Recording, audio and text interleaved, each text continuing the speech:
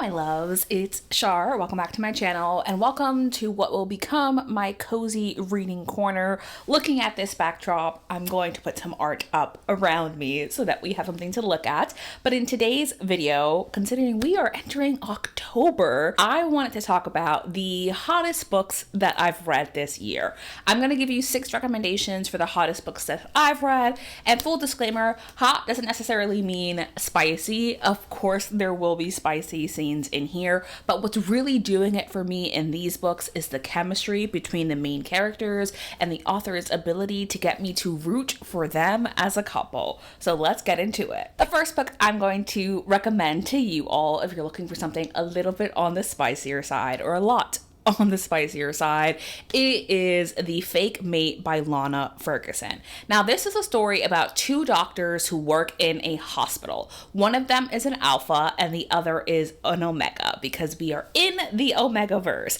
Now, in this world, omegas and alphas are pretty rare. Most people fall into that beta category, but there is a large stigma against alphas because they believe that unmated alphas are incredibly aggressive, and this influences a lot of society, including many harassment cases that should not exist. Now, I think our hero's name is Noah, and he is a doctor in the hospital. He's an alpha, and he has hidden his status because he worried that the board would hold it against him. And one day the board starts to get suspicious. They realize that Noah is an alpha, and Noah really needs someone to be his fake mate. Insert our omega female character, Kenzie. Or Mac, as she prefers to be called. Mac is also a doctor, and her grandmother really wants her to get married. As an omega, Mac also faces her own stigma because people think she's horny because she goes into heat, and men really like that, and she thinks that's gross.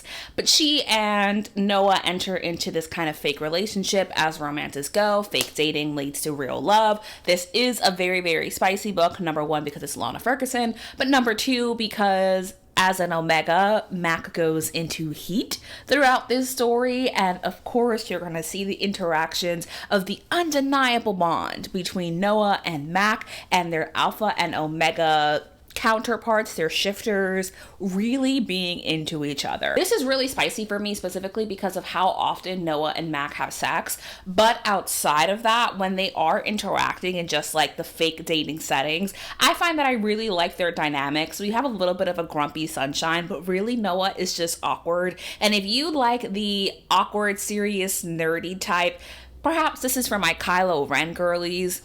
You might enjoy The Fake Mate. If you're looking for something steamy and in the Omegaverse and perhaps a little bit strange, The Fake Mate was a fun time. And I have The Paradise Problem by Christina Lauren. Now, this one for me is all about the chemistry. We are in yet another fake dating scenario, but this time we have a real marriage of convenience. These 2 people got married in college to get like family housing because neither of them could afford anything else. They agreed to stay married for a set amount of time and go their separate ways until one day our hero comes knocking on our heroine's door and is like, "Hey wife, my family's getting really suspicious, and if I don't show up with you, I'm going to lose my inheritance. Come with me to this island for my sister's wedding. By the way, we're billionaires." And we have a whirlwind romance and all of the chaos in here. While this book definitely has a heavy emphasis on our hero's family and the things that they are going through and what they deal with the head of this family, but the relationship between our hero and our heroine is just really fun to witness. They do have an undeniable chemistry, and a little bit like The Fake Mate, we have that serious grumpy with the kind of sunshine unserious character, opposites attracting and them just having a good time on this island. And the tension is so good and so well built that by the time we get to the end of the story where they're actually like banging, I'm like, yes, this is what we've been waiting for, because for me, the buildup of the relationship and the tension between the characters is sometimes the hottest part. This book is not heavy on the spice, but if you're someone who loves the tension, this is such a fun read. All right, Fangirl Down by Tessa Bailey. If you have been on my channel for a while, you know that this book is going to end up in one of my favorites of the year. This is such a fun, kind of quirky little romance about golf's bad boy and his new caddy. So his new caddy is our female main character who loves golf. She grew up around golf and she has always been rooting for this man despite his very public fall from grace. And she has continued to be his number one fan until they have this interaction and she's like, you know what, fuck you. He feels bad and brings her on as the caddy. So we have a little bit of a workplace romance. However, much like some of the other books on this list, the tension between these characters is just really fun. We do have that grumpy sunshine dynamic, but our hero is down bad, completely obsessed with our heroine. Almost touch her and die vibes, but in a golf romance, and it was just a silly, goofy time that I needed. The sex scenes in here are very intense, not in the sense of the details, but just in the sense of these two characters have such strong chemistry between them that when they hook up, I'm like, damn, because you can feel it through the pages. It's not even about what they're doing. It's about the deep connection that they have between each other. But don't worry, Tessa Bailey, for my girlies who are here for the spice, does deliver on the spice level, and Mr. Touch Her and Die does come out in their relationships. But to assure you, our female main character also gets plenty of time in the bedroom. I'm gonna let him eat my ass like a cupcake. To dominate as well. I had a really fantastic time with this book, so much so that I went out and bought a special edition of it because it became a new favorite. And if you haven't already read Fangirl Down and you're a little bit wary because maybe you haven't loved Tessa Bailey before, you and I were in the same boat. I promise. I loved Fangirl Down, and I hope that you do too. Now this one is funny because I wouldn't describe Entreat Me by Grace Draven as a spicy book. However, I would describe it as a book where the characters are soulmates because I was blushing and giggling the whole time I was reading this book. So this is kind of a Beauty and the Beast retelling, and we have our beautiful main character and our beast character who's been cursed falling in love, and they want to get married. However, the beauty character, her sister, she's like, you're being stupid. You're being stupid. You don't even know this man. No, you can't go to his castle and hang out with him without supervision. So she goes, and her love interest is the beast's dad. Don't want your man because I want his daddy. I loved this so much. First of all, Louvain, and I'm forgetting this man's name. It's something I would not remember at all, which is very much like me. However, the relationship between these two people is soulmate level. Soulmate level. And what makes this book so hot for me is the banter between them, because their little quips, their back and forth, the way that they tease each other is just peak hotness for me. I'm like, it is so cute. And it is, for me, as someone who does not view teasing as a form of flirting, and actually I would view that as insulting, for the characters to do it so well in the book really speaks to Grace Raven's talent and ability to craft a believable relationship that the reader can get behind. I loved all of their interactions. I loved how the steam between them really comes from their conversations and their interactions. And while they do hook up throughout this story, if you're someone who likes that tension and you like the banter and you love the romanticness of this book and you want the hotness from that without all of the explicit details, Entreat Me is the book that you should go for. They do hook up sometimes throughout this book, but you don't get a ton of those details. And what's really hot about this relationship is just how much they want each other. And genuinely, just talking about this book makes me want to reread it.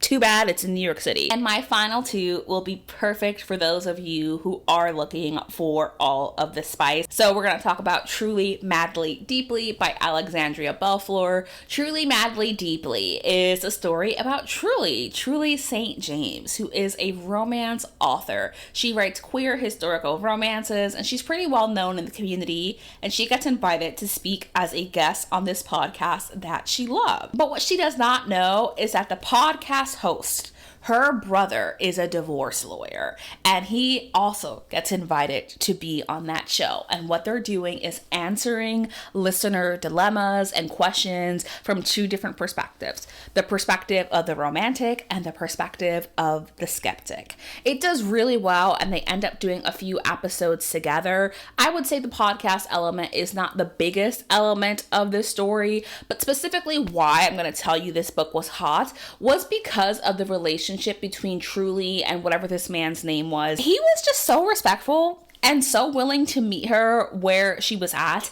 and their communication was just great. But also, this man loves eating pussy. He does. He loves being on his knees for her and all the times that they have sex. And if you like those details, this was really well done. I think it really strikes a balance between explicit details without pulling me out of the story, in the sense that it never really feels cringy. And in fact, this had to be one of the hottest books that I read this year, because I was blushing as I was listening to it. I was like, oh my God, how many times is this man gonna eat her out? He loves being on his knees for her, and I love that both of the characters in this story are bisexual and they're coming together in this relationship. And genuinely, this was such a fun time, but really has more of an emphasis on Truly. So if you like a man who loves to give people pleasure and is really good at communicating and is just very respectful, and that's what you're looking for, Truly Madly Deeply. And of course, my baby, I love this book so much. This is The Right Move by Liz Tomford. If you want to see my live reactions to me actually reading this book, I did it in January for the video I posted of reading booktubers' favorites. I will leave that video linked so you can check it out. But in case you have not heard of The Right Move, The Right Move follows the story of Indy. Now, Indy has just gone through a really tough breakup because her fiance left her. He cheated on her, and now she has absolutely nowhere to go. This was especially devastating because her fiance was also her best friend. So she ends up staying with Ryan, who is a mega famous basketball star, also hella rich and loves to spoil her. And he happens to be the twin brother of one of her close friends. Now, he doesn't want to agree to let Indy stay, but he does. And we do have a grumpy sunshine dynamic. But much like our Truly Madly Deeply hero, Ryan is on his knees for Indy. He would do anything for Indy. For my people with the spoil kink, if you just love the way the author describes this, it's like quiet love, and I love it. He very much has acts of service as a love language, and he constantly shows Indy how much he cares for her via the things that he does for her without her knowing. And Indy and Ryan do end up fake dating in this one because Ryan is worried that he might get cut from the team because of some preconceived notion that the team owner has about people who are not in relationships. For many of these books, I'm like, that sounds like a discrimination lawsuit. However, it's for the plot, I guess, in these stories. But truly, Ryan and Indy have such a great relationship. And again, one of the hottest things that I find about romance books when I read them is when the characters have really solid communication and genuinely just respect each other and want to get to know each other. Hearing me say that, I'm like, wow, the bar is truly in hell. I find that bare minimum hot. But in the case of these romance stories, the combination of Ryan and Indy's really fantastic relationship, great communication style, and generally how hot they are in bed. Like when they hook up, Liz Tomford, she can do it. She can give you the details. And if you have not listened to the audiobook and you have the ability to do so, Ryan's voice, sexy. This man, you want him to talk to you while you're listening to this book. Just like in Treat Me, I believe Ryan and Indy are soulmates, and I genuinely just love their interactions and was rooting for them every step of the way. So with that said, besties, that does bring us to the end of this video. I hope that you enjoyed this little recommendations list and was able to find something that you want to read over the coming months. Let me know in the comments if you have read any of these books, and if you have gotten to the end of the video, I haven't done this in a while, and you want to let me know that you've gotten to the end of the video, video, you can leave me a little ghost emoji for Halloween and of course for my haunted library sweatshirt. With that said, besties, I am going to see you on Sunday with another video. Bye!